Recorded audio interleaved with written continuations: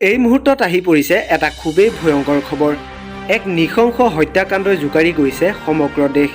40 বছৰীয়া এগৰাকী দলিত সম্প্ৰদায়ৰ মহিলাক ধৰ্ষণ কৰি হত্যা কৰাৰ ঘটনা পোহৰলৈ আহিছে। আৰক্ষীয়ে জনোৱা অনুসৰি মহিলাগৰাকী মঙলবাৰে অভিযুক্ত ৰাজকুমাৰ শুক্লাৰ ঘৰলৈ আটা বনোৱা মেচিন চাফা কৰিবলৈ গৈছিল।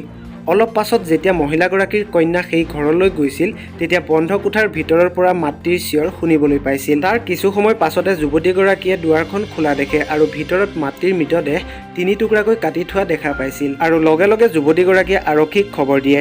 পৰৱৰ্তী সময়ত ঘটনাস্থলীত আৰক্ষীৰ দল উপস্থিত হৈ মৃতদেহ উদ্ধাৰ কৰে আৰু ৰাজকুমাৰ শুক্লা, তেওঁৰ ভাতৃ বাৱা শুক্লা আৰু ৰামকৃষ্ণ শুক্লাৰ বিৰুদ্ধে এজাহাৰ দাখিল কৰে। আটাইকেইজন অভিযুক্ত বৰ্তমানো পলাতক অৱস্থাত আছে। এতিয়ালৈকে আৰক্ষীয়ে কোনো এজন অভিযুক্তক গ্ৰেপ্তাৰ কৰিবলৈ সক্ষম হোৱা নাই। এই শিহৰণকাৰী ঘটনাটো সংঘটিত হৈছে উত্তৰ প্ৰদেশৰ বান্দাত। সঁচাকৈ খবৰটো শুনি খুবেই দুখ লাগিল। শেষত ভগৱানৰ ওচৰত এটাই প্ৰাৰ্থনা কৰিছোঁ, মৃত মহিলাগৰাকীৰ বিদেশী আত্মাই যাতে চিৰশান্তি লাভ কৰে।